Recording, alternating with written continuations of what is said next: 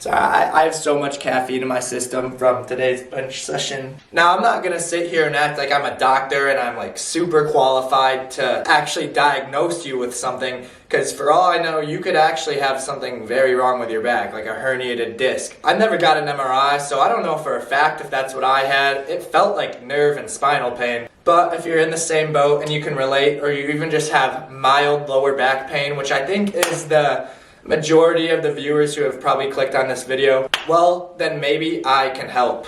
So if you saw episode 1 of my powerlifting prep series, you would know that I did a 550 double and I messed up my back. I thought I was donezo, bro. It hurt so bad. And then a week later, I was able to do a 570 double, moved really good, absolutely pain-free. So, the information I'm about to give you guys is too good to gatekeep. I mean, it's really not anything crazy. It's just basic movements. But it's about managing your loads smartly. Pause, that sounds kind of wrong. And actually being consistent with rehab work. Because a lot of people who go to PT, they get work assigned to them, and they're like, oh, I'm too cool for that, bro. Okay, do you want to be injured? Okay, so enough yapping. The first movement I'm going to take us through, it's called a split stance rotational RDL. Now this can be done with a dumbbell, a kettlebell, preferably light to start off. Actually, no, take that back. Just to go through the motions, I would start with just body weight, just to get a feel for this.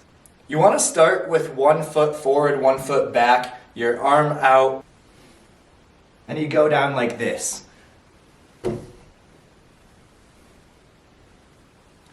Do the same exact thing with your other leg.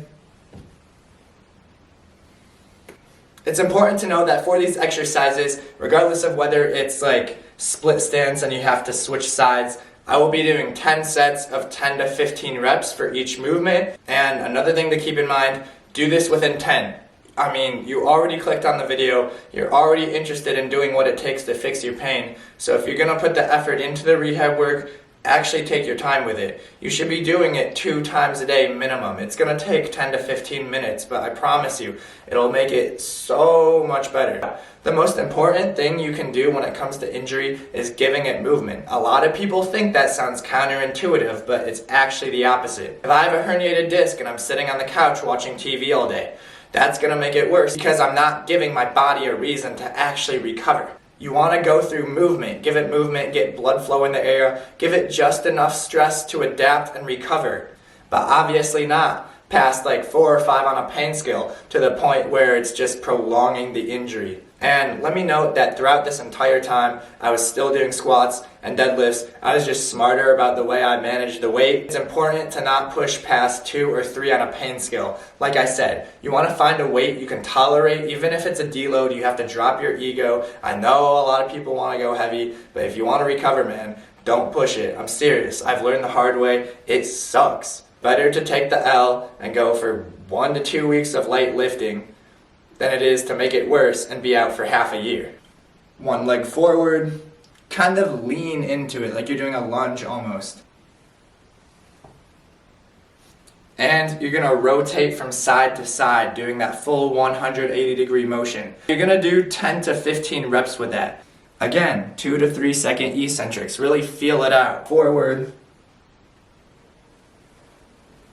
A lot of guys in the gym will be immature and they won't want to do like the abductor and adductor machines because they're like, oh bro, that's sus.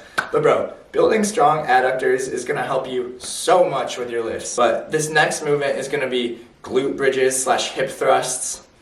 Bro, I'm probably going to look so fat lying on the ground, but up as high as you can go. Hold it for a second at the top. All right, so we just have one more movement I'm going to take you through. But there's 2 parts to this and I'll explain it in a minute. So like I said, we do 2 sets of each exercise, but I run through each 4 exercises in order first and then I repeat them 1 more time each. So for the first part of this movement, it's just diversifying the way you squat.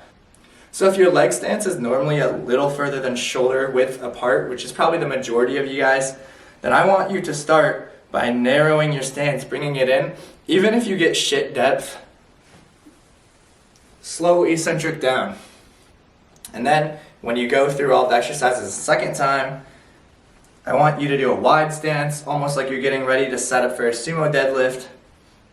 And this part's kind of weird to me, but I almost push my knees out, push my quads out, because that's what feels more powerful to me.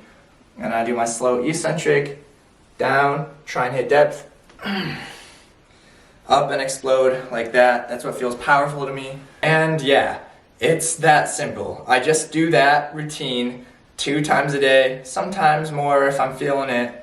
And I usually do it in the gym to warm up as well when I'm doing deadlifts or squats. But it has made a world of difference with my back pain. I'm not saying this just to say it. It has helped so much. And that's the point of sharing this information with you guys. I want it to do the same for you.